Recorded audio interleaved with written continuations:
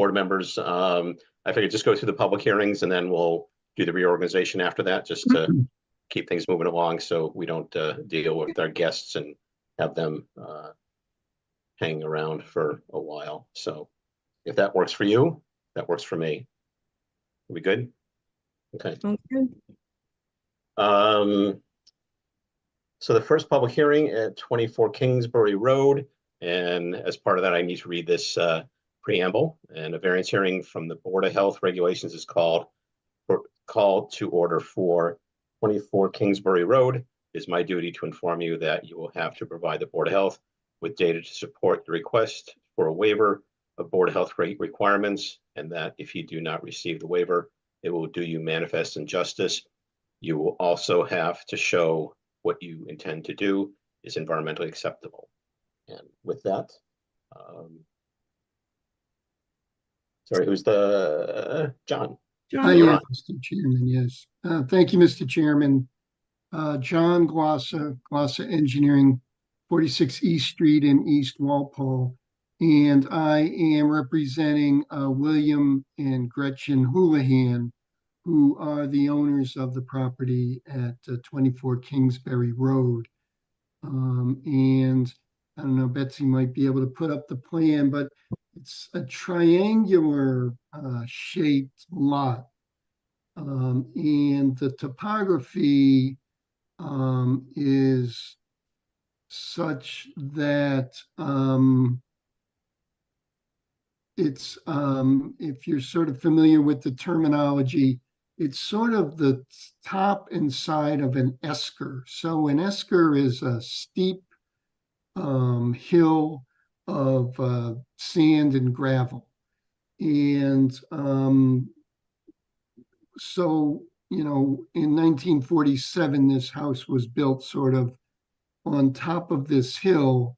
And then as you can see to the left of it, there's actually a cesspool there now. And it is connected to the town's water system. So we're not worrying about a setback from a well.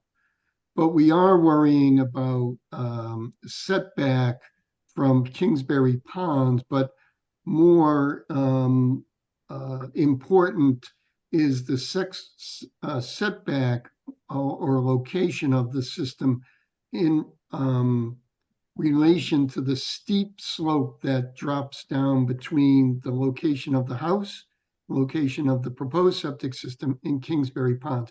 That actually drops, it doesn't really show all that well on the topo here, but that actually drops 35 feet between the house and the pond.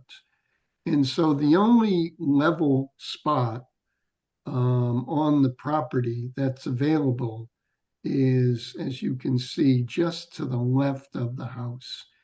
And the only way this works is if we can be closer to the house foundation, closer to the street with the leach field, and also closer to the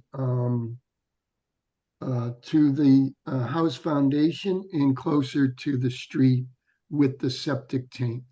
So what we're showing is a Presby system. It's full-sized for the number of bedrooms in the house, which is 3 bedrooms. It's a 1,500-gallon, 2-compartment septic tank.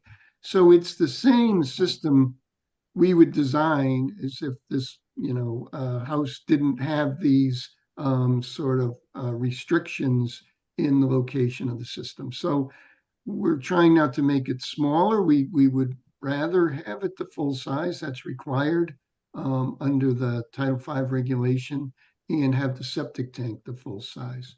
So we're able to put in the septic tank and the leach field and be 10 feet away from the water line. We're asking for the following waivers: to allow the leach field to be 10 feet, and then we're asking less than 10 feet. So we're asking for it to be 3 feet from Kingsbury Road. And the property is land court, so we're very certain that that's the actual lot line. We're a good 7 or 8 feet from the actual paved surface of the road. So we're not that close to the actual paved surface as we are to the layout of Kingsbury Road. I would just say it's highly unlikely that the DPW or anybody for that matter in the future will be widening Kingsbury Road to make this leach field any more or any closer to the paved surface of the road.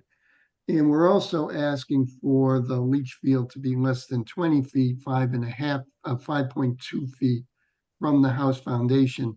And we're showing an impervious barrier between the foundation and the leach field itself to sort of uh,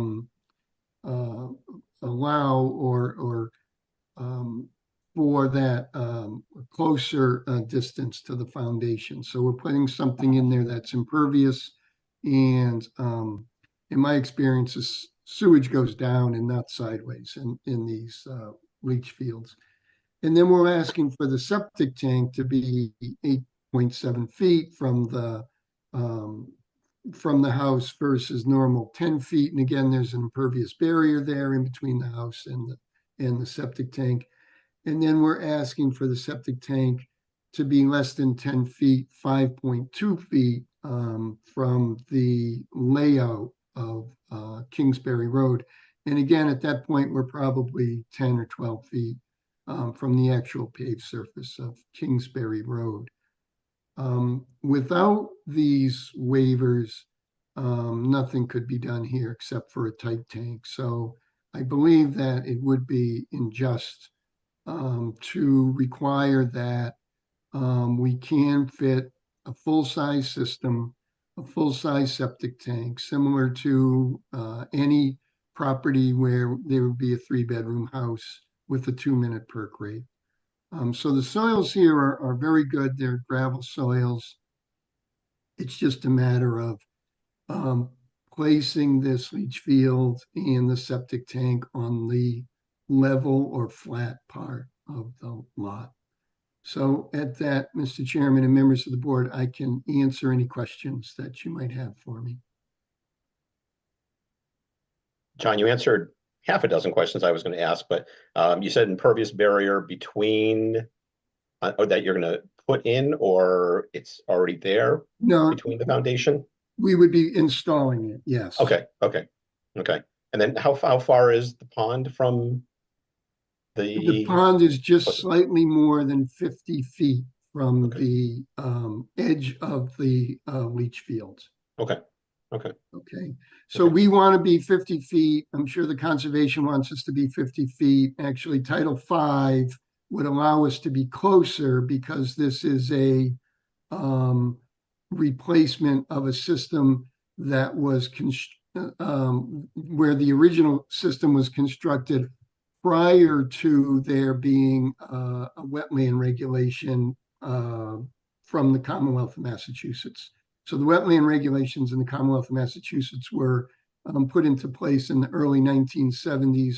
This house was built in 1947. But that being said, we are more than 50 feet away from the pond and from any wetland resource that goes with that pond. And by the way, I did file this with the Conservation Commission. So there's a hearing, I think it's June 12th, if that's a Wednesday, with the Conservation Commission. Their role here is to make sure that the construction of this does not alter any resource areas, which is essentially the ponds, the body of water, and the bank around the pond. So if you look closely at the plan, you'll see that we show a compost sock, I believe it that encloses all of the work area around the leach field and the septic tank. Okay, thank you. I'm all set. Any other comments from the other members? And then Matt can provide his commentary. I'm all set. Chris, you good? Okay. Matt, do you want to comment or present your findings? I think Mr. Glossick covered everything pretty well. I think what is proposed is probably the best for the situation, just given the constraints that the lot does have. I think that the setbacks in question that are the waiver or the local upgrade approvals are being requested for, the setbacks are being protected with that impervious barrier. And I just as it is standard just with the Presby system, no garbage grinders allowed, and then the suitable recording with the registry of deeds, just signifying that there's an innovative alternative technology system installed on the property, will just have to be filed as well. And just given the topography, the steep slope down to the lake, just to be ensured that the area that of the SAS is properly loamed and seeded and maintained to ensure that that stabilization is continued. Other than that, I don't have any issues. Okay, thank you. There's any other comments from the board members. Anybody in the audience have comments or questions? And seeing none. Just one last thing. Sorry. Just with the property line setbacks, the town was the only person or entity that had to be notified, and they were notified, and I believe we do have the green cards in place. So for the record, as that is required with the property setback. We do. Okay. Okay. If I can get a motion for this.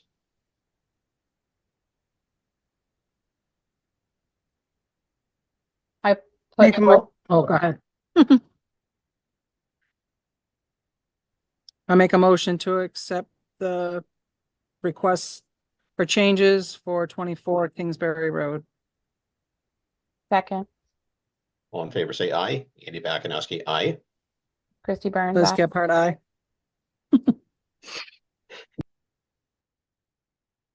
Okay. John, we're all set. Thank you very much. Okay, great. Thank you, Mr. Chairman. Thank you, members of the board, and Matt and Betsy, thank you very much. Good night, John. Thanks, Betsy. Good night. Okay, on to the next one, 88 Park Street. And this also needs a request for variances, and a variance hearing from the Board of Health Regulations is called to order for 88 Park Street. It is my duty to inform you that you have to provide the Board of Health with data to support your request for a waiver of Board of Health requirements, and that if you do not receive the waiver, it will do you manifest injustice. You will also have to show that what you intend to do is environmentally acceptable. And who's here to present? We have, Hi, we have Greg Bonovich on the phone. Okay. On the line. Okay. hey, Greg Bonovich, Borderland Engineering. Good evening, Mr. Chairman. Good evening, board members. Here on behalf of the owner, Philip Harkovitz, 88 Park Street. So the property has the constraints on the reason why we had to put the septic system where we did. The house was constructed in 1986. There's an existing well to the north of the property that kind of eliminates that area to for the septic system. There's a wetland to the rear of the property, which would be the west side of the lot, and Eagle Brook. So we want to be outside that 100-foot buffer, and that's why we chose the area where we did for the septic system, and that's also approximately where the existing leaching trenches are and the reserve area for the existing septic. So that's why we had to choose this location. So the variance or local upgrade approval that we're asking for is increase the maximum depth of cover from 36 to 60 inches, provided that components are H20 loading and system is vented to the atmosphere. So this is H20 loading components are heavy duty distribution box, and the fact that a standard leaching field, which we're proposing, is going to be sufficient for additional weight of backfill to be on top of the system. And we're also proposing a vent for the system, so it'll be able to be aerated properly. So the reason for the the excess cover is the topography of the lot. Goes slightly uphill in that area. We want to gravity feed the system if at all possible, and it just happens to be a little bit excess cover on the end half of the system. So it isn't really worth trying to grade it off or pump it up in this situation. I'd be glad to answer any questions that you may have.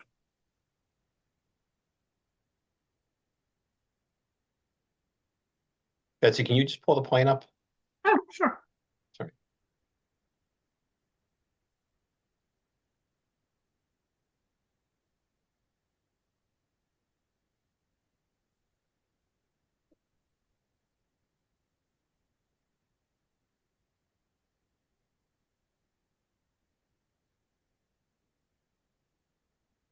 That's Kingsbury. Yep, sorry, one second, my Google Drive is not cooperating.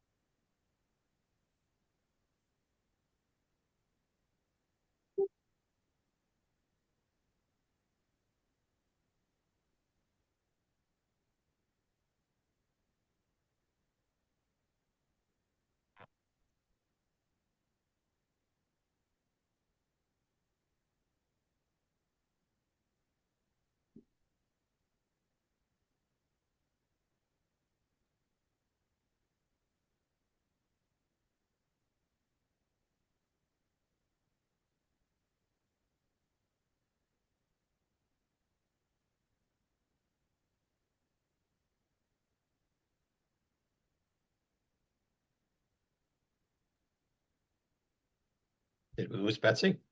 Yeah, she dropped off. It said that Liz, it made you the host, so I don't know if you'll have to let her in when she comes back. This is fancy. This is beyond me. It should pop up that say like someone's in the waiting room on like the top if she comes back.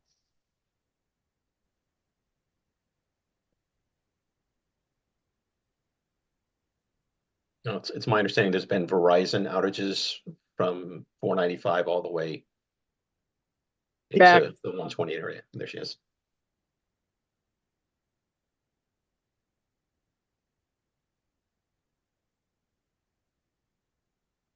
See, I have it up on my screen. I just can't share because it's disabled.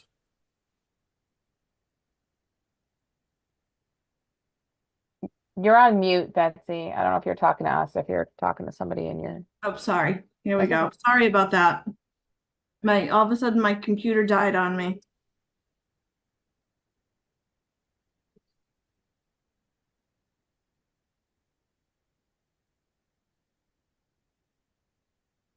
Oh, Matt, do you have it? It won't, for whatever reason, it won't let me.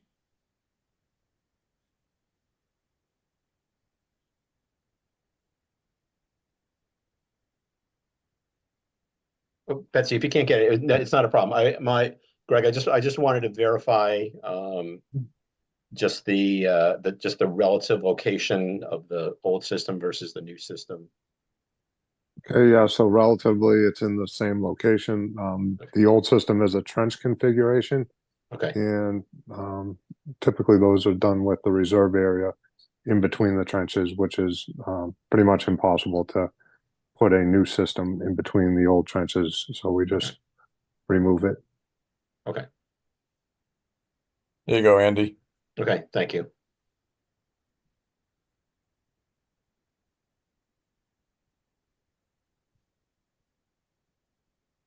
I have to admit the drawing I had that I was looking at, the documents was partially cut off, so that's why I'm asking. I'm Mhm. usually have looked at stuff and I figured it'd come up. Okay. And I guess the only last question I have, you obviously have a Concom meeting scheduled at some point here, Um, or are you I just don't know. outside? No, oh, I'm No, sorry, this you're just is outside the buffer. just You're outside the 100 foot. Just yeah. outside the buffer. Okay. Okay. Okay. Never mind then. Okay. I have no other questions. Any other questions from the board? No. Okay. So, I can get a motion to approve. Did Matt give us his feedback? Oh, I'm sorry. Right. I'm sorry, Matt. Yeah, sorry. Thank you. Certainly anytime that things can be eliminated that can go wrong, such as a pump in a pump chamber, the better. So I have no issues with this. Anytime a system's installed greater than the 36 inches, I do always look to make sure that has the H20 loading, and for the field that it is properly vented to ensure that proper airflow through the field, both of which are addressed properly with the plan. So I have no issues as it's proposed. Okay. I Okay, put yep. forth a motion to approve the variance For 88 Park Street, and I'll for second that. 88 Park Street. I'll second that. All in favor, say aye. Andy Bakunowski, aye. Christy Burns, aye.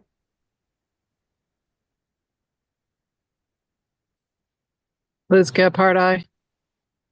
Okay. Thank you, Greg. Thank you, everyone. Have a great evening. Okay. Thanks, Greg. Thanks, Betsy. Matt. Okay, on to the third one. This is for 120. We are 7:30. Okay, so we're not ahead of the schedule yet. So this is for 126 North Street, and a variance hearing from the Board of Health Regulations is called to order for 126 North Street. It is my duty to inform you that you will have to provide the Board of Health with data to support your request for a waiver of Board of Health requirements, and that if you do not receive the waiver, it will do you manifest injustice. You also have to show that what you intend to do is environmentally acceptable. Thank you. And Jim, you're up, I guess. You were on mute though. Could we bring the plan up while he's talking about it? So we actually don't have a plan for this Ah. yet. This is a request to do the soil evaluation after April 30th. I can give a quick thing on this. I know, Jim, you're on mute. So we have within the town of Norfolk requirements for new construction or increase in flow or upgrades that they be done within a certain period of the year. That period ended April 30th and will not resume until December. While we could still do the actual perk test out of the season, we would have to go back and everything would be delayed to do an additional deep hole during what is considered the high groundwater season. It's a relatively older process. Actually, a lot of towns don't even use the high groundwater season anymore because there are other methods to be able to evaluate soils and high groundwater, including redox within the soil, which is basically where when the high groundwater reaches a certain point, it deposits iron and there's staining within the soil. Most of the time, it's actually what we use to determine high groundwater, even during the high groundwater season, because it's higher than what the actual groundwater may be. So I believe this person that had approached the board or had approached us Thursday and was looking to do the perk test and excuse me, soils sooner than later. I'm not sure what I didn't get the whole scoop what the issues would be with the delay. I don't have any issues with it. Certainly, our groundwater has probably been the highest that I've certainly seen in the 16 plus years that I've been doing this.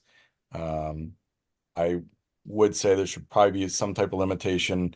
You know, I wouldn't push it to August, but you know, if they could get it done between now and say, you know, July 1st or sometime in there, I would be comfortable with it. But I believe Jim Neva probably has better details on it, but that's just a little bit of a background on the high groundwater season.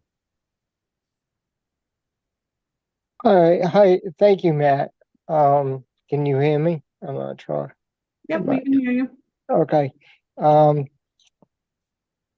this homeowner, well, actually, they just bought the property. It's a 2-bedroom house at this point. And it's a 30,000 square foot lot. They're trying to increase it to a 3 to 4 bedroom, from a 2 to maybe a 3 or a 4 bedroom house, you know, and they don't want to wait.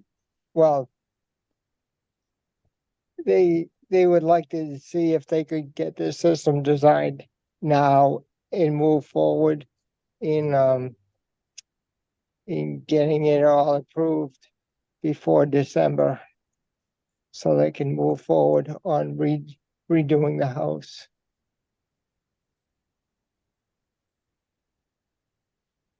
Okay, Jim, I guess the question, the current system is not failing though, right? Is that correct?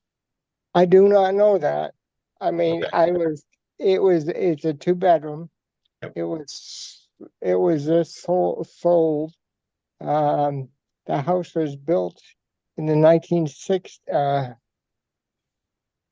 1960s, and I'm not sure about that.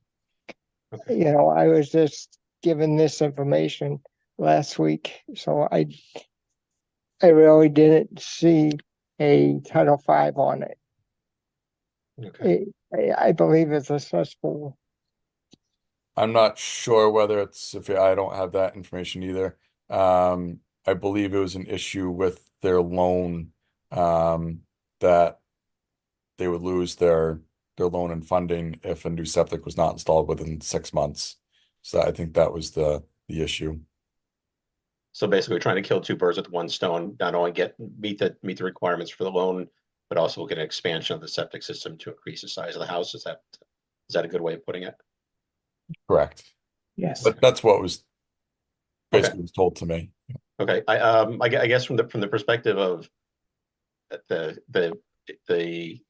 requirements of the loan is almost irrelevant to this board's decision. But I think the fact that if they do wish to expand, and obviously with the conditions that are out there now in terms of groundwater height, and I can echo exactly what Matt said, because I've seen water much higher than I think I've ever seen it before in places that I've never seen water this time of year that's still holding a lot of water. So I throw this out for the board members. I don't think it's unreasonable to try and get this done in the next 45 days. And I think that would be pretty reasonable, considering when you're looking at the long range forecast, we're seeing heavy rains on Thursday.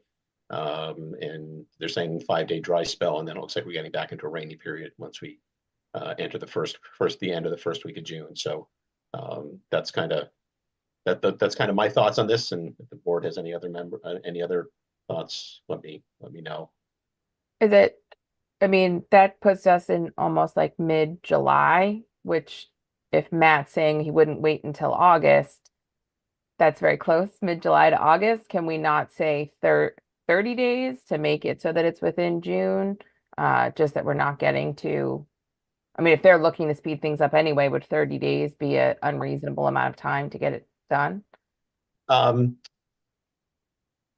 mean, I have no problem with 30 days. I think actually getting the work done, let's just say 2 weeks out, you can get the work done, and then by the time it's ready for the Board of Health review, that might push you to 45 days. But if we can get the work completed and then expect an application, reasonable time after that, I think that's pretty reasonable. So yes, Christy, I agree. I don't think there's any reason why I couldn't make arrangements with Don McKenzie to get out there within the next probably almost 2 weeks. And that's obviously up to the engineer and the client, but I can make that happen sooner than later. And certainly if even if it's not in failure, any significantly older system is going to be falling under either no codes or older codes. So anytime we can bring a system up to current standards, that's a bonus. I guess the last variable is, Jim, do you have a contract ready to be executed to conduct this work, or do you already have that? No, Continue. I have I issued a contract, well, on May 23rd, and it hasn't been returned to me, but I also last Friday I got the package from the actual loan people, from the mortgage people, stating that they just need information on my end about our company and our contract. So I believe we must be getting the contract. Okay, I guess I guess you're under the gun then. If we allow this to happen within the next 30 days, it's up to you. And I guess if the contract doesn't get executed before then, I mean, you come back to the board, and then I think the board would probably say, well, you kind of missed the first one. So I think it's imperative you talk to your client to make sure that they turn things around pretty quick. This is your business, but having been in that position, I don't want to be stuck giving you an unrealistic deadline. But at the same time, I think 30 days is pretty reasonable. But then again, if you don't have the contract back yet, then that's probably the first call tomorrow morning when you get in the office, I guess, huh? Yes, and I'll actually send her an email as soon as we get off the phone. Okay. Yep. Any other questions from the board? I think if we can have a motion that includes the 30-day window to complete the necessary testing, and then we'll be expecting to see some sort of submittal during the summertime, I guess is a good way of putting it. So if you can get a motion for that. Make a motion to approve the local upgrade with a maximum 30-day deadline for the groundwater testing at 126 North Street. Sorry, my phone's tiny writing. Can't read. Second. All in favor, say aye. Andy Bakunowski, aye. Liz Gephardt, aye. Christy Burns, aye. Okay. Thank you, Jim. Thanks, Jimmy. Thank you, Betsy. Thank you, Matt, and the board. Thank you. Have a good evening. You Okay. too.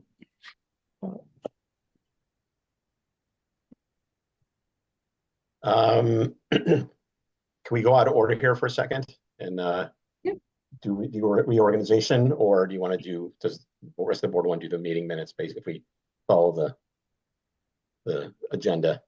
Doesn't matter. No. I just have one comment on the meeting minutes then. Let's do that. And Betsy, I know I had asked when 292 Main Street came in if they could send us information on the well construction.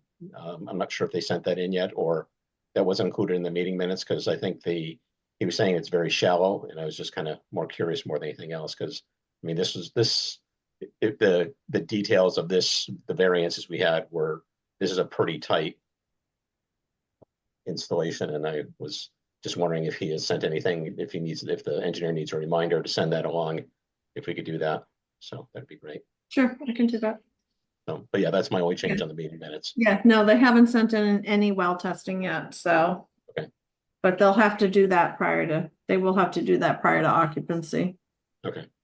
Well, mine was actually well construction. Sorry, I know I said testing. It should be well construction.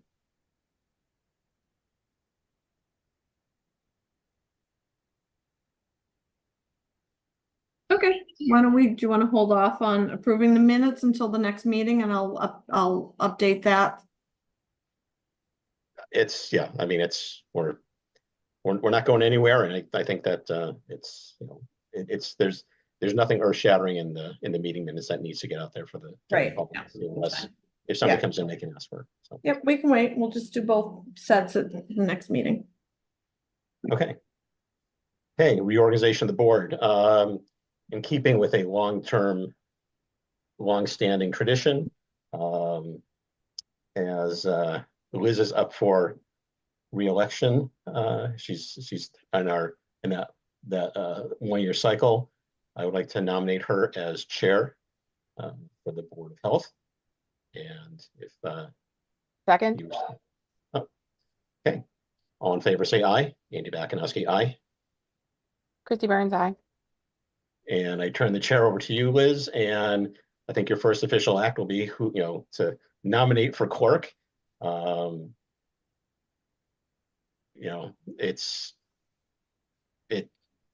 Christy, if you want to do that, that's fine. It's no problem doing that. I know Betsy sees me a lot in the town hall during the day when I'm not working, so it's easier for me to sign stuff if necessary. As a clerk, it's up to you. If you wanna take that on, that's fine Seems too. like you would like to be the clerk, Andy, so that sounds good to me. It's not that I want it. Believe me, I've got plenty of things to do, but I've got no problem. It's pretty quick. So I nominate Andy Bakunowski for clerk. Second, All in favor, say aye. Liz Gephardt, aye. Christy Burns, aye. okay, Perfect. you have the gavel, Liz, from carrying. Oh, geez, all right. Now I really have to read this thing. Hold on. She forgot her glasses. No, I have my contacts and it's just so small. I know we wanted to talk about the EA shelter at Bay State Correctional Center.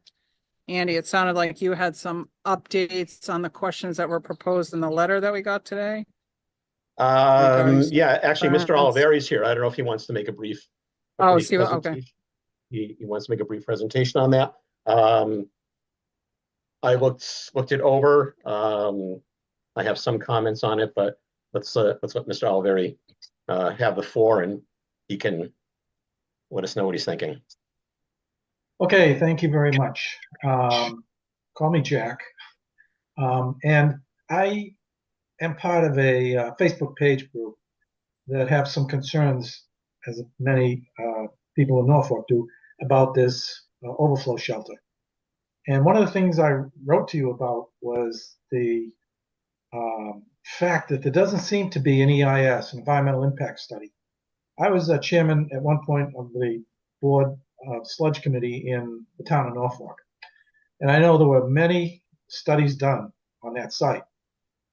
Environmental impact studies by the EPA, by the DEP, groundwater studies, and it took many, many years, probably 3 or 4 years before they all came in. It required comment periods, 30 to 60 day public meetings. And so it was a very thorough process. And so my first question is, or the background for the letter, and the questions are, have we had a recent EIS study either by the Department of Environmental Protection or the EPA?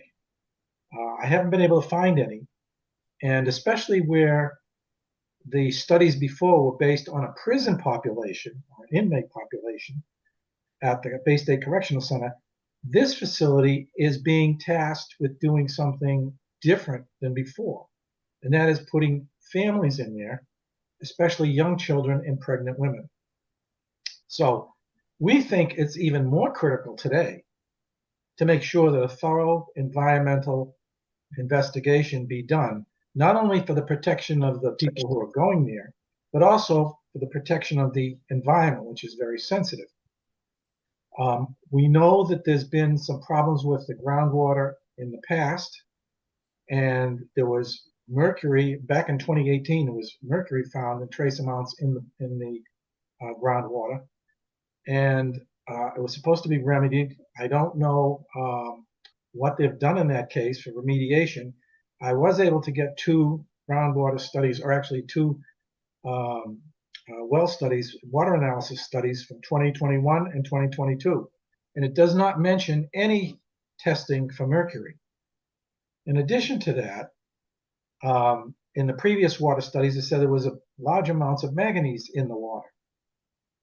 The 2021 and 2022 CCDs show 0 manganese. So it went from a relatively high level to 0. So that was another question we had. And thirdly, there was lead in the water in small amounts. The EPA level for lead is 15 parts per billion. That's for the general overall population at the 90% confidence level. The studies in 2021 showed 1 part per billion, and in 2022 showed 2 parts per billion. We also did some research on the American Academy of Pediatricians. Oh, and by the way, let me back up. The EPA says although 15 parts per billion is their threshold for action, no amount of lead in a water supply is safe for the general public. So we found a study from the American Association of Pediatrics that say anything over 1 parts per billion could be problematic for children. They don't even mention pregnant women. But as you probably know, lead in the water supply or any exposure to lead can cause birth defects as well as problems with developmental issues with a fetus and brain problems in a fetus as well. So with all those concerns and the fact that this is a relatively old site, it's been shut down since 2015, we haven't even seen any studies about if there's lead in the paint in some of the buildings. Some of those buildings are old. There's maybe children playing on the grounds, and there may be playgrounds there near the site, on the site, and there may be a lot of people cycling in and out of the site. So based on all these concerns, we would like to see what your thinking is about asking both the DEP and the EPA for some comprehensive environmental impact studies before they start throwing many people into this. And by many people, I mean it was sized for 277 inmates. They're going to throw 450 people, 150 families in there. That's the current thinking. And by the way, they told us that it would be ready in 30 days. And that was about a week or two ago. So mid-June we're talking about. And for a facility that was supposed to require a $50 million renovation in order to put women, female inmates from Framingham into this site, they gave up on that because of the large expense required. So now we're putting even a more sensitive population in there, and they're doing it, it seems like, in 30 days. So we have a lot of questions. We want to know, are asking what the Board of Health's view is on this. I know there's still a connection between the Norfolk water supply and the prison water supply. In fact, they bought water from Norfolk for some time period when they were running low. And they asked Walpole to send them water too, sell them water. So we're kind of very concerned about this recipe for, we think, a possible disaster. Especially we have very sensitive population going in there, young children. We don't even know what the distribution of the children is, but we know a lot of the women that are going there are going to be pregnant. So just kind of asking what your thoughts are and what your questions might be about this site.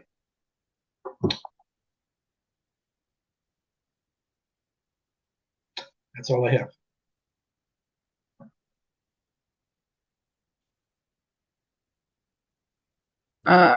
I just have to say, I have a lot of questions about the site, but I don't know that. My understanding is we don't have much choice in this, as from what I understand, but well, I don't know if you've heard differently. And we always have a choice. Sounds like what you're suggesting would take a lot of time too, correct? It would, to do it right. But, Liz, I was told many times when the MWRA was going to throw a sludge dump here that it was a done deal and there was nothing we could do about it. And we did do something about it. We fought the federal government, the state government, and all the media, and we won. The sludge dump never came here. And it was closer to our town center. It was a mile away than it was in Walpole. And yet it was sited in Walpole because they were the extreme edge of the MWRA district. So Norfolk, with its small little population, made such a stink that at the end of this, they were begging us to stop. And they offered us a fire engine if we'd stop fighting them. And we said no. And they said, well, we got 20 acres of land behind the prison you could use for a recreation field. If you stop, we'll give you that 20 acres of land. We said, no, we're not giving up. And after we won, we said to our legislators, hey, they said that land was extra and free. Why don't we go and ask for it anyway? because they said they weren't using it. And that's how we got the Pondville Recreation Facility today. So, you know, it depends on the perseverance, and we're coming at this is that not only will it overwhelm a town that has no sidewalks, basically, very few street lights, no public transportation, and would put a strain on the fact that there's no emergency room or urgent care within about 30 minutes of the town. We're also looking not only at the environment, but putting people in that kind of a situation, especially pregnant women, does not seem like the right thing to do without at least a full environmental and study and analysis. And we don't care how long it takes, because that's insignificant compared to the life of a child or a baby. Yeah, do you I mean, think? I think we need to ask the questions. You know, there's no reason to not ask for these Agree things with to be done. all the, yeah. You know, notwithstanding that they're housing children in a prison in the first place, which is Right. insanity, but is it Right. then not a safe environment at the same time? Right. You know, I think that to your point, Liz, that yes, like we're hearing a lot of that we have no choice in it, it's going to get built. But if there are small things that we can ask for that potentially delay and make them, you know, not want to have to deal with this site any longer, I mean, that would be ideal. And we're putting together a I media guess I'm not campaign. clear on the channels that you go through. Oh, I would Well, think I the think- state level Board of Health, is that like the next step of who to well, I ask? think that the DEP, you have to ask the Department of Environmental Protection. Have you done a recent analysis on this, or was the last time you did it in 1992 when we were fighting sludge? If there's not been a DEP study, environmental study, there should be. And then we go to the EPA. Copied on that letter, the EPA, the director of the EPA, the U.S. EPA in Washington, Michael Regan, the EPA for Region 1, which is us. Then I copied the DEP. I also copied some environmental groups, such as the Sierra Club, and also some immigrant advocacy groups. Did they really want to put their name on putting these people in this situation in a prison? And by the way, not only was it a prison, but it's right next to the largest medium security prison in the state of Massachusetts, right? And they say they're going to have 24/7 security. Why is that? Because even the state doesn't feel like this is going to be that secure. And you may have 24/7 security. Does that mean these people can't get out and walk around? There's just a lot of questions. They also mentioned it's a temporary facility. What does that mean? That means that the families will only be there for 45 to 60 days. But then another statement in the paragraph, they say if they decide to stay in Norfolk and vote to stay in Norfolk or opt to stay in Norfolk, they can stay there up to 9 months with 2 3-month extensions. And then on top of that, they say, well, the site will close down between 6 months and 12 months. There's a lot of stuff here that doesn't mesh together. It doesn't make sense. Either it's short-term or it's not short-term. It's long-term. So I don't think this is going to be a short-term fight, but I think we got to start the fight now. Because when 12 months goes by and we say to them, I thought this was going to shut down in 6 to 12 months. And they say, no, we changed our mind. We reevaluated. It's going to be here for the next 10 years. We got to have some leverage. We got to have some pressure. And my feeling is it's the safety of the people, the environment, the effect on Norfolk, you know, and everything that goes along with it. And by the way, I did an analysis.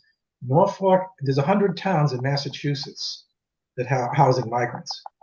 Out of those 100, guess which one has the most migrants per capita in the entire group? It's Norfolk. We have 1.3%. If they put the 450 in there, we have 1.3% of migrants per capita. The next highest town is Kingston, and they have half the amount that we have. And by the way, Plainville's number 7 on the list. So we take a double hit because they're going to be going into the middle school and the high school. And Boston, where's Boston on this list? They're number 45. And they're taking them out of Boston, which is 45th on the list in terms of percentage of migrants per capita. and they're sending them to Little Norfolk to take care of it because they say they can't find any room. It just doesn't make any sense to me. And we've already identified at least 2 facilities in Boston, hotels, or not hotels, but empty office buildings that the state owns that could house 200 to 300 people easily. And they don't want to take advantage of that. They want to send them out to us. So I think there's a lot of things wrong with this. A lot of things don't make any sense. And I think that, we've got to start pushing back. That the state has always tried to shove stuff down our throat, like this redistricting of zoning at the center of our town, because we're supposed to have multifamily dwellings within half a mile of the train station now. And so we have to zone for that. The state really wants to tell us how to live. So that's kind of where we're coming at it. We're coming from a bunch of different angles. Does that make sense? Yep. So, Yeah, Chairman, I agree with all your concerns. So, I think the least thing we can do is maybe if you guys could request DEP to do a site study, an environmental study, like they were all too willing to do back in the 90s for sludge. This is even more important because, like I said, little children are there and pregnant women.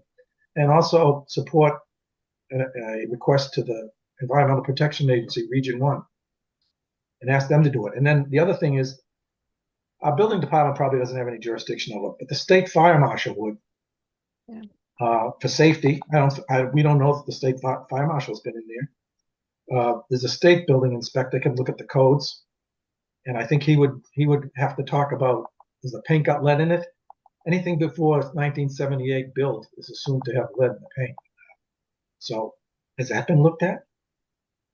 And the mercury situation again. There was mercury at one time in the water, and that can cause all kinds of problems if people are drinking mercury. And there's no safe amount of mercury. And one of the people we got this information from was a former selectman and also a worker at the prison. And he said they were playing with balls of mercury. I don't know if you've heard this story, and it actually got into the groundwater. So the question is, are we going to step up as a town and highlight this? Madam Chairman, if I could respond to several things that Mr. Oliveri said. I think some of the record, what he's gone on record on, needs to be corrected. The document he sent identified 2 properties at 28 Atlantic Street and another one at Merrimack Street in Boston. Actually, those aren't state properties. 28 Atlantic Street is actually one of the Rose Wharf Condo Associations. It's Lewis Wharf Condo LLC, and they've owned the property since 2000. That's the location of $1 to $4 million condos.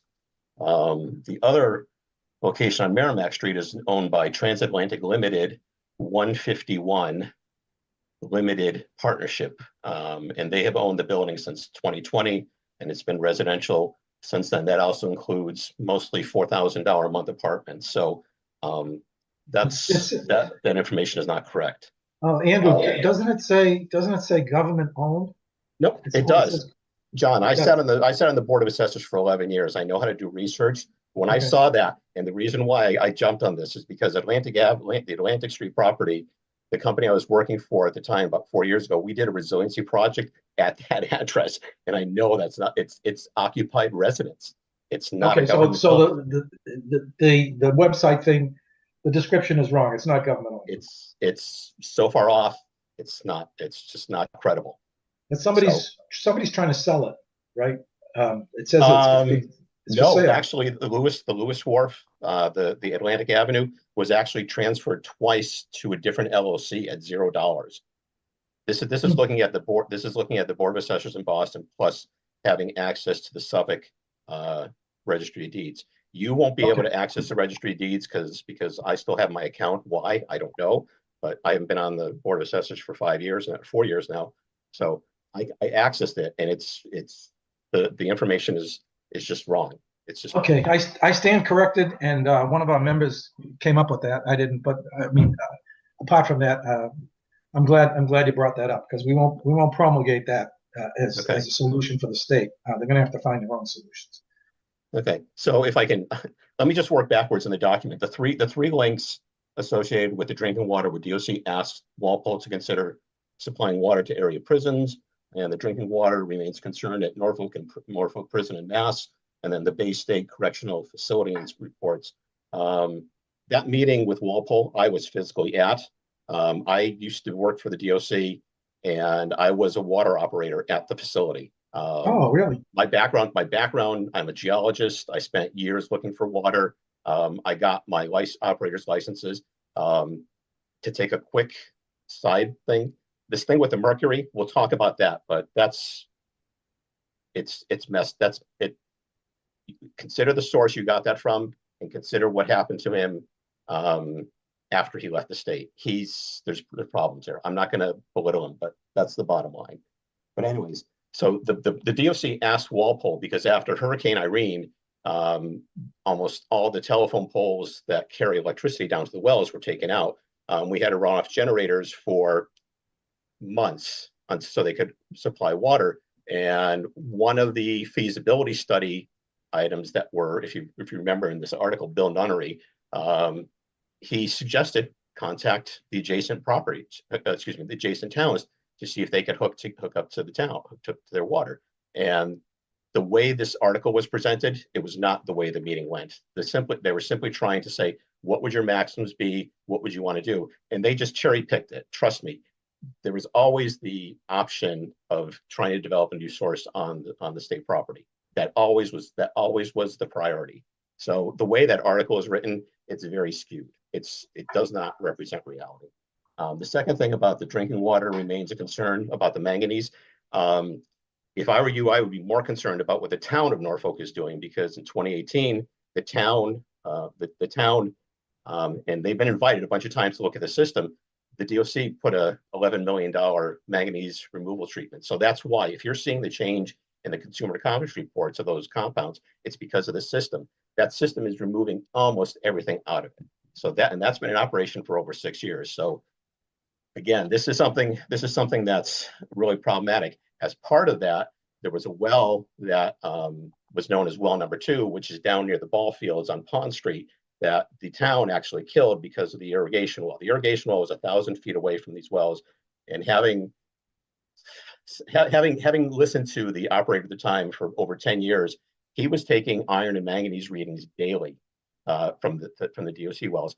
And from the time that well went online and to the time that they shut that well down, iron and manganese went through the roof. And during the wintertime, it would drop off. So you make the correlation that, okay, well, obviously there's a correlation with pumping during the wintertime when they're not using the irrigation well. It was pretty consistent over 10 years of data, what happened, that well killed it. That field was actually rehabilitated in 1995, and I was on the Conservation Commission. That was the first time I saw the well. To me, it was very fascinating because it's from the 1940s. That well ran literally for 4 decades without a single problem until the town put their well in, the irrigation well, in 1996. So the data's there. And like I said, my background was water supply at one point in my life, and I'm doing other things now, but this is something that I'm interested in. But that being said, so there was a well put in 1962 called Well 3, and if you look at the public water supply information for the prison, you'll see that that's there. This was a well that actually was shut down because the iron manganese was too great. As part of the rehabilitation of that well and the installation of the iron manganese removal system, it's perfectly fine. If you look at the May 9th, 2024 DEP approvals, and this may address one of your current concerns about the water supply for the prison, they actually increased the withdrawal for the prison. And if you listen to the select board's meeting with the DPW, that the DEP actually cut back the towns. And the part of the reason why is that because the DOC has been successful in implementing water conservation measures as well as managing the water better. You can draw the conclusion what the town is doing, but there's problems.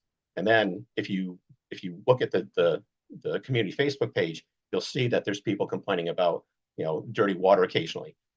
That's because the system is getting overpumped. And that should be your bigger concern. Seriously. Which system? The MCI Norfolk prison No, systems? no. The MCI Norfolk water is better than the town's water. Trust me.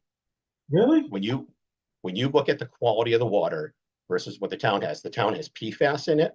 We are exceeding the national MCL level of 4 parts per trillion, and the iron manganese there. I know what they're doing. They're actually diluting the water from different wells so they can get a good favorable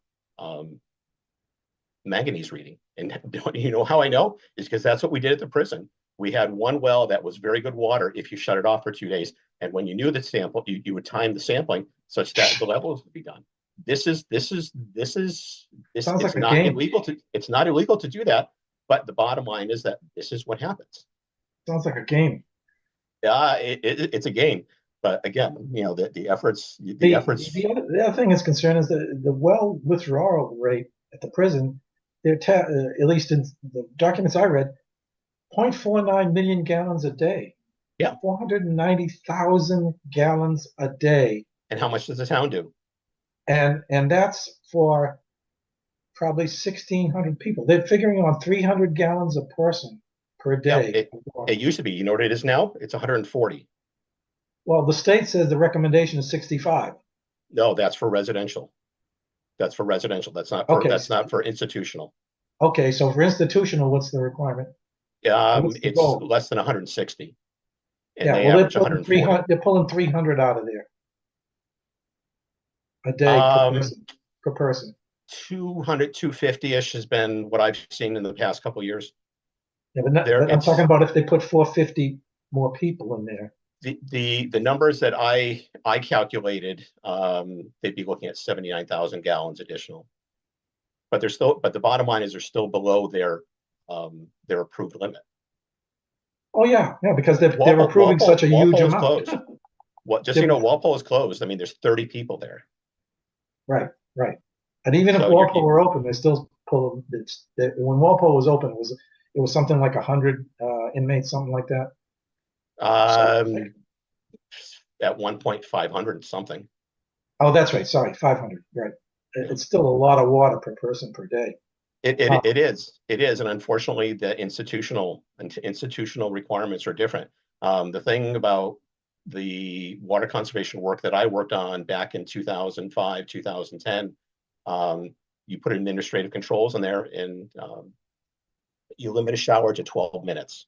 They were content to shower for an hour, and that just doesn't work. It just doesn't work. John, there's a lot of institutional controls that have gone on, and a lot of things that have to be considered as what's going on here. Believe me, I can assure you, I spoke with former co-workers. They knew about this happening 7 o'clock at night the day before Marcus posted. That's when they knew about it. They knew about it when? 7 o'clock the night before Marcus. Before Marcus knew about it. Yeah, that Marcus knew about it. Who knew then? So some of my old co-workers at the DOC that work in the group I work for. And what does that mean that they knew before? What is that? That's how they were even left in the dark. Yeah. The DOC was left. Well, I mean, I don't think it would hurt. And basically on the sensitive population that's going in there, I don't think it would hurt to ask for the state and the feds to do environmental study. The testing is being done monthly, quarterly, annually for various compounds. I mean, it's in the water withdrawal permit. Well, they're not taking beyond just the water, right? Yeah, it's beyond just the water, Andrew. It's not just the water. And by the way, they're not checking for mercury. They're not checking for a whole bunch of other compounds. They're concerned about lead and copper and manganese, right? Let's talk about mercury. So Bill Perrin, who's the person you're talking about, who was a selectman, he was born early 60s. He did not start working at the DOC until after his service in the military was done. And according to the state records that looks at his salary, he was hired in 1993, 94. And that piggery building that he's talking about where they played had been shut down for 15 years, maybe 13 years before. he came on board. I went out with the DOC investigation unit when he started bringing up this issue of this mercury. A union rep came out, and the Mike Toledo, who's a former Norfolk resident, but was also the deputy superintendent. We went out and talked with him, and he said, yeah, it was the size of a softball, but he kept saying like a basketball, that he was making basketball motion. A softball size volume of mercury is 26 pounds. During the site visit, he changed the story and said, no, it was a 55-gallon drum. And how heavy is that? That's 800 pounds plus. The thing is that I don't know what his requirements were in his position. He may have been asked as part of his rounds, you check this building. Back in the 90s, this building was standing. The building is now collapsing in on itself. There is a grain area that became the interest of myself as well as a few other people, because we weren't sure what some of these warning signs were for. What we did figure out, though, is that the warning signs identified mercury oxide and ethyl mercury as fumigants for the grain. This area to access literally was basically a chute from the street where they put the grain in, and then you had a spiral staircase that you couldn't get a 55-gallon drum down to start with. And to feed the pigs, they go in there, put it in a wheelbarrow, shovel into the feed troughs. That's what was there. We tested the floor drains because there was dirt. We tested the material in the troughs. We tested the material, the dust in the corners. We wiped down everything. I honestly had lost it. This was over 20 years ago, so bear with me. But we sampled a lot of places. We came with one sample at 1 part per million of mercury oxide, and that was in a drain. What we did then is we actually cleaned it. There's a solution that removes mercury that's adhered to soil and other types of porous material, and we basically cleaned the entire building. And that was done. The state DEP, the Massachusetts Contingency Plan, has reportable concentrations. I was an LSP at the time, and because we did not exceed the 20 parts per million threshold for any mercury compound, because the interesting thing about this is, and this is a loophole in the regulations, which I don't necessarily agree with, is that because this compound was put into grain under the authority of USDA, FDA, EPA, and all these other things, it's a loophole. You aren't above a reportable concentration, so it's not a reportable condition. I put the report together, explained everything. I have no idea where this stuff is now, but believe me, I did this, and this took me a long time to do it. So you have a credibility issue with an individual who clearly did not see the operation of this piggery. You have him changing his story a bunch of times, and then you also have.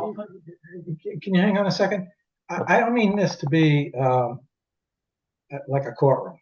Okay, we had a report, and I like Christy says, this is not just about the mercury of the water supply. It's for putting people, a vulnerable population of people, in an environment, in a place which used to house inmates and was not designed for. So to be on the safe side, I would say that the town of Norfolk ought to do its due diligence and at least request an environmental study. And I don't care how long it takes, but if there are people in there that we later find out died or were affected, or children that were affected by contaminants or lead in the paint or some other environment or something else happened, we would really feel bad about that. And the town would feel bad about it, and the state should feel bad about it. But you know what? I found out that the state doesn't know what they're doing in a lot of cases because they give us conflicting information. Okay. And I mean, if I were a member of that family, I would want to have as many studies done about where I'm living as they did about the entire environment. The blue heron thing, the American bald eagles was there, the swan population. It goes right by Stock River. And all I'm saying, let's take a look at this from 50,000 feet. Let's not get down into the weeds and find out when the last time the state did DEP, when the EPA did a study for a facility that was not designed to house pregnant women and children, right next to a minimum security prison that's the largest in the state of Massachusetts. There are better places. Let's face it, there are better places to put these people than here. And that's from a safety standpoint, and that's also from an environmental standpoint. Does that make sense? It does, John, but here, let's just some more background. In 2013, when the facility was closing down, one of my jobs in 2014 was to go through every single room in that facility and identify whether there was asbestos, possible asbestos, looking at using a lead check pen on the paint. That was done. A lot of what you're asking for was done. The fact that the facility remained in, I would say, pretty good condition. There's a few buildings out back that I would not, that are not going to house anyone because they're falling apart. But you're Well, bringing up all these let me questions, ask- but they're there. Let me ask you this question. Why was it going to take $50 million to renovate this for 200 female prisoners? Why did they think it was going to take $50 million? And actually it was actually 15 million, and that was to get it ADA compliant. The other one was tied up in the legislature. So yeah, so the I $50 think, million like- dollars, that's the first time I've heard that. So No, it's in So- an article. It's in the article. The reason they didn't come here was the state didn't want to pay $50 million. And I got there's a newspaper article. they've been kicking that idea around of moving women to Framingham there for Right. 15 years. Yeah, well, And it doesn't matter. I think we want to have a confidence that this application of this facility, in a way it was designed, that we have some confidence that it's safe for the people and it isn't going to hurt the environment. And Christy, did you have something to add? yeah, Andy, I can really appreciate that you were heavily involved, and have this knowledge that you have about testing that was done. I don't think that eliminates the town from requesting to see this testing and then evidence that you have firsthand knowledge about. I don't. And no offense that I don't want to just take your word for it. I'd like to get like the actual. And believe me, there's no offense taken. My feeling is that the information sources there, believe me, I have offered and I've been turned down. So at this point, but I mean, a lot of the comments I've seen on Facebook page, as well as in this document here, is that it's a very loose interpretation of what's reality. So that's my concern. And as they say, garbage in, garbage out. But this is, there's stuff that just isn't correct, and there's stuff that isn't complete, and that's something. But the last point I want to make is, John, just so you know, in 2019 and 2020, the Bay State facility was actually going to be prepared for COVID Release Center, because inmates that were leaving, state and county facilities were going to be shipped there. So there was a lot of work done in 2019 and 2020. Just so you know, that hasn't been made public, but believe me, the state building inspector is the person that will make the final decision. You can ask Bob Bullock on what his take is on this. I don't know if he'll fully know. My understanding is, and you brought this up before about the use of the property, the prisons are classified into 3 to 4 different categories, and this is in the state building code. And I would love to tell you the section, but I read this a long time ago, but I understood this. So I asked my old boss, who was an architect, I said, how does that work? And he said, well, because there's going to be an educational component and the use of the word emergency is there, a lot of things go out the window. So this is the curveball that's going to be thrown every single time you push to try and get something done. I have no control over that. It's people in the inspector's roles and much higher up in the food chain than me.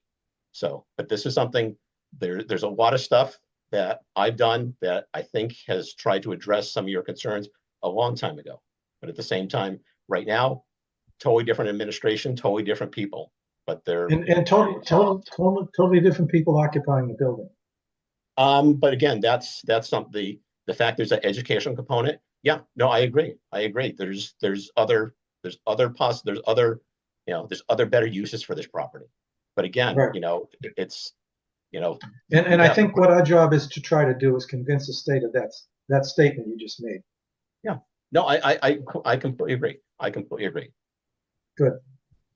So can I ask, how come where all this misinformation, is there data out there that people don't have access to that reports what you're saying as opposed to what the information that John has or Jack has?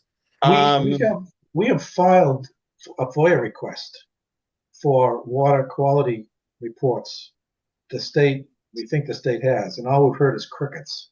And that's why I got the two reports from 2021 and 2022, but we wanted to see back to 2000 to verify what, Andrew is saying or what this other guy is saying. And it could be, depending on the FOIA request and who wants to fulfill it, it's supposed to be 10 days, right? Sometimes these things stretch out for months to try to 10 get a FOIA business request. days, right? Or 10 working days. So I wonder 10 with like working the days, yeah. holiday. Yeah. Yeah. And so, John, you're interested in the consumer confidence reports, right? right. But without the Um, consumer conference reports, I got the two of us. And again, did you go to the EPA website?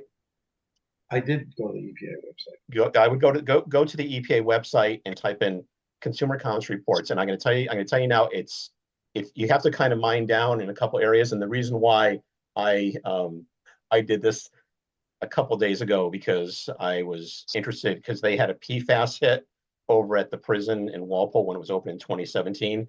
And someone brought that up. Well, you had PFAS. And then it's like, they did a full investigation, and what they realized is that the person who actually took the sample was wearing some cologne. That's how strict the sampling is for PFAS, is that they tell you what you should not be washing with, what you should not be wearing. That's fine. And if that's the case, it ought to be documented somewhere in a report. Yeah. We should be able to get a hold of it without pulling teeth.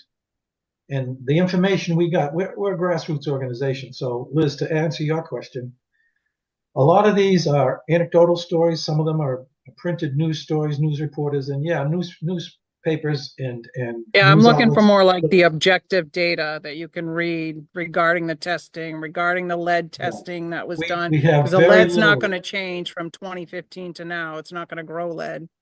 If Right. it's there, it's there. We've had a lot of difficulty getting that kind of data, the actual original data, and I got like I said, the CCD from 2021 and 2022, and that's it. So I think it's all fair, like those are things that we, as whether we get it anymore, but if the Board of Health of the town is asking for these reports, are they gonna be any more willing to give them to us so that we can see the actual data? To your point, Liz, exactly. Like maybe they have it and it says that all these things are covered, but I'd like to be able to see it. Yeah, exactly. And again, there are things that they have to follow, right?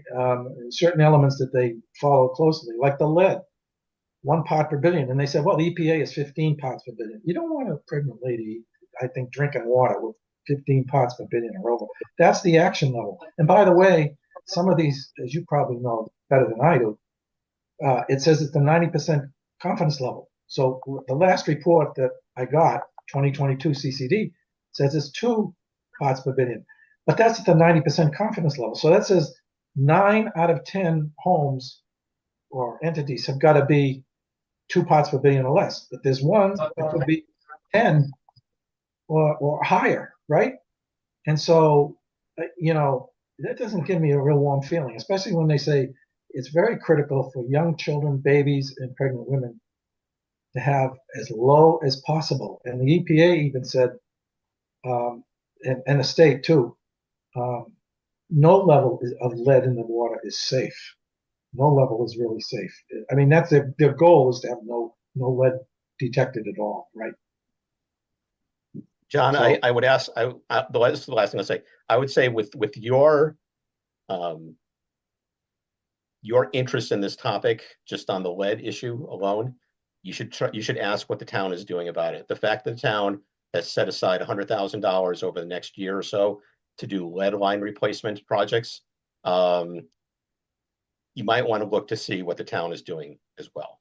Yeah, but the specific issue now we're talking about is that facility. I don't want to boil the ocean. Yeah, both systems are connected together. The town's connected to the prison system, and the prison system is connected to the town. Yeah, but we're not transferring water right now, right? Not yet, but the fact that Spruce Street's going to be going offline soon, I don't know when, but soon. What does that mean? Because It means the town's going to be PFAS, getting water from the prison? the option is there. now. Well, even more, then there's even more reason to do this. To find out But what's going on. again, the fact the water at the prison is, I'm gonna say, just because the iron manganese removal system is much far superior to what the town. Well, Because then they ought to be has able, no they treatment. ought to be able to document that, and we ought to be able to read it. I can send you. I'll send you a drone picture of the plant that was done. Yeah, but Andrew, I don't know what that. I'm not going to know what that means. I just want to see the numbers. I want to see the information, the data. Okay. Right. Okay.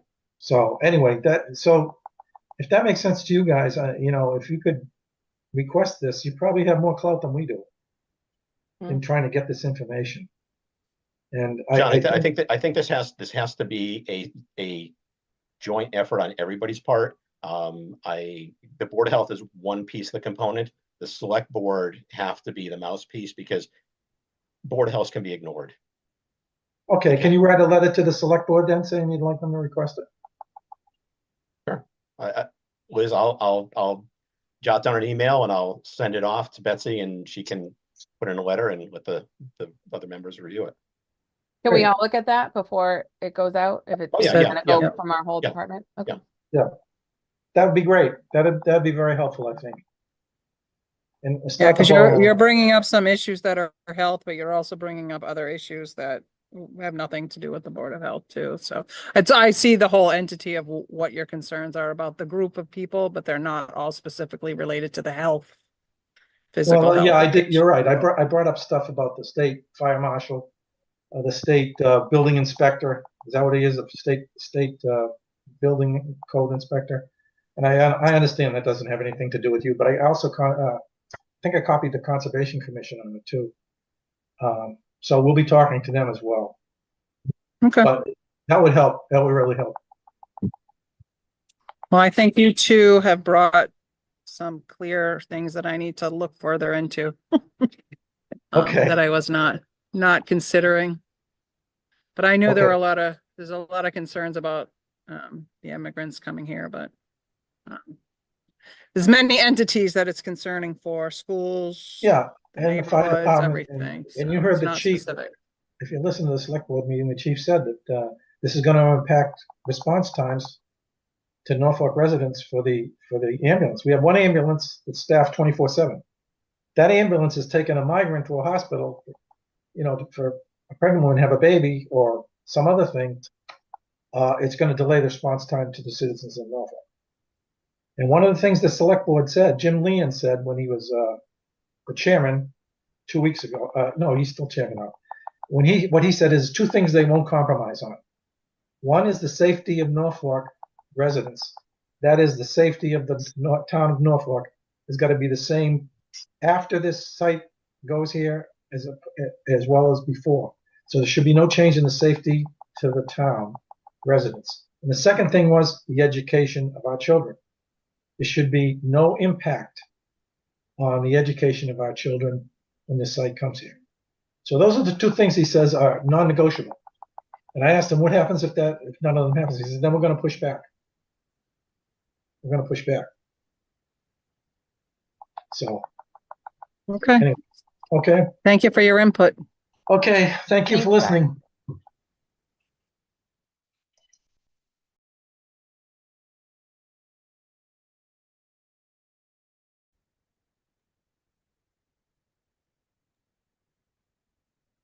I don't know where we're at. I lost track. Yeah. I was looking at my documentation. All right, let's see. Um, Now we're at John Robertson. Is he yep, on John, here? no, John's not with us tonight. Just really nothing new to update, just very busy doing food inspections. It's getting to be camp season, so he's busy doing that. And lots of like 1-day temporary events, so. Do you know, Betsy, sorry, not to go off topic, but once the change was made to the potluck, has John been getting any like pushback from some groups that have to switch up how they're doing things, or are they going forward with the licenses? Just Yep, I haven't heard a word. I haven't heard any feedback from anybody, so. Okay. Thanks.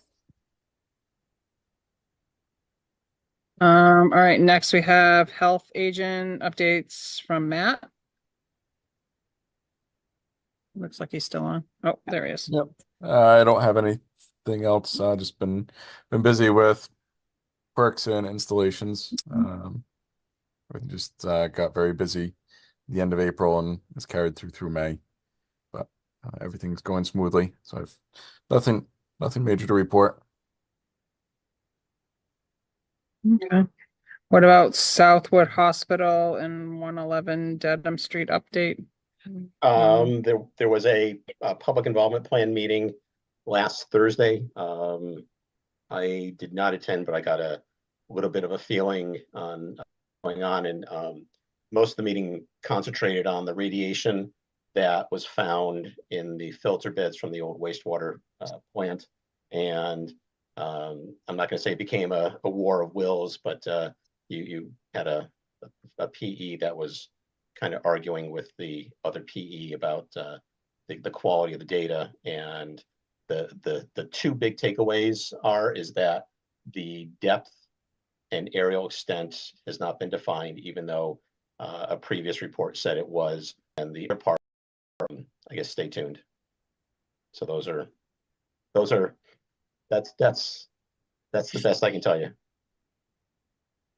So if you haven't, the GFI Partners was at the planning board meeting a couple weeks ago. I forget what the date was, May 14th maybe. And they did give a presentation on the redevelopment of the site for an industrial commercial use. So you might want to watch that on YouTube. Okay. Thanks, Betsy. What about the Buckley Man property update? I have nothing. There's nothing going on, so nothing. Okay. And then next is meeting dates, the fourth Tuesday of each month. Does that still work for everybody? Everybody's good with the 25th of Yep. June? Yep. Great. Oh. Okay. And do we have any other new business that, aside from the prison update? We'll keep that as a standing agenda item, perhaps. Oh, Liz, you Think must have so. to go in. The mosquitoes must be coming out. Yeah, they get me. I just wanted to ask Andy what job he didn't have in this town, because every time we're talking about something, you worked as some sort of part of the town. A very big wealth of information. Never chief bottle washer. So Okay. yeah. No.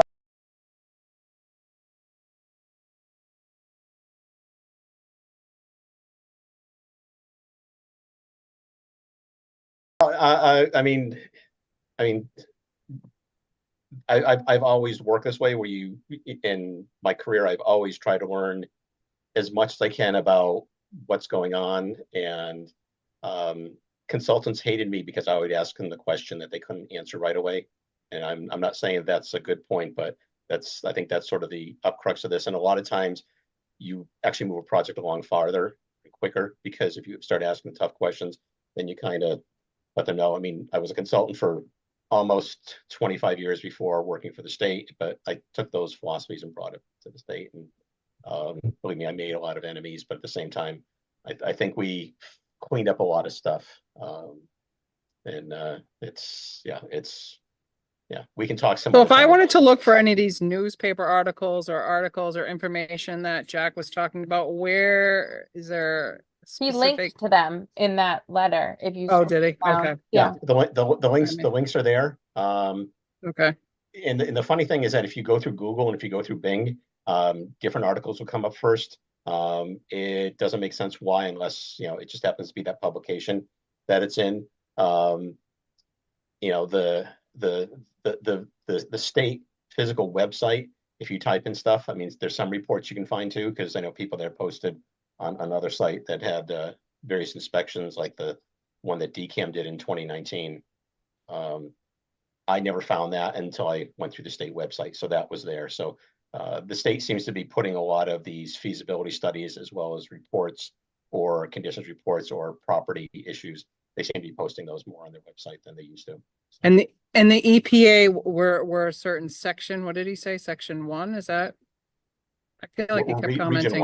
1. Region 1, okay. Yep. In case I want to do any research myself. I mean, not to, was just for your information, an EIR versus an EIS is actually done for a potential new project. An ENF, which is environmental notification report, is done for an existing project. So that's while the contents are very similar, what triggers that notification or that report is different. And I know we don't have enough time to talk about what the differences are because the list is long. But you know, I can dig up a checklist and hopefully we can move that to a Right. more simple explanation. Yeah, the more information I have, the better, I think. Do we want to make a motion to adjourn the meeting unless someone has anything else to add? Motion to adjourn. I'll second that. All in favor, say aye. Aye. Andy Nobody else? Bakunowski, aye. Christy Burns, aye. Ms. Gephardt, aye. Sorry. Christy, both Sorry. at the same time. It's habit. agrees. It's habit. I try to hold out and then I'm like, oh, I don't think she's going, so I'm gonna go. And then Okay. we both. Well, sometimes I'm on mute, so it takes me a second. Yeah.